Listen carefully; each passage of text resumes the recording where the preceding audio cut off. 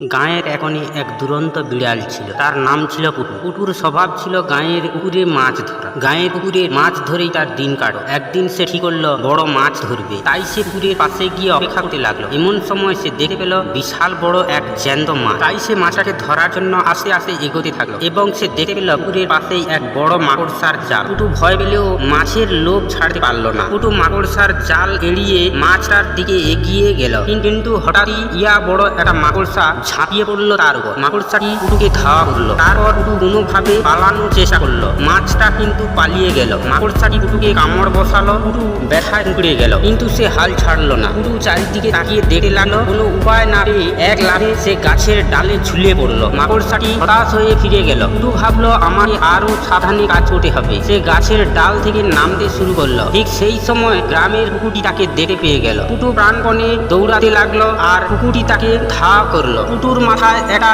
বুদ্ধি এলো। সে গায়ের মাঠের দিকে দৌড়তে লাগলো এবং মাঠের একটা বড় গর্তে লুকিয়ে পড়লো। পুটু সিদ্ধান্ত নিল আর কখনো এইভাবে নিজেকে বিপদের মধ্যে নিয়ে যাবে না। অবশেষে পুটু বাড়ি ফিরে এলো। তার গায়ে মলম লাগিয়ে সে বিশ্রাম নিতে লাগলো এবং সে মনে মনে ভাবতে লাগলো মাছ ধরার লোভ আজ তাকে অনেক বড় বিপদে ফেলেছিল। এটা কখনো করা উচিত নয়, কারণ এটা তাকে আরো বড় বিপদের মধ্যে ফেলতে পারে। অতএব বন্ধুরা, একটাই শিক্ষা নেওয়া যেতে পারে এই গল্প থেকে, লোভে বা পাপে মৃত্যু।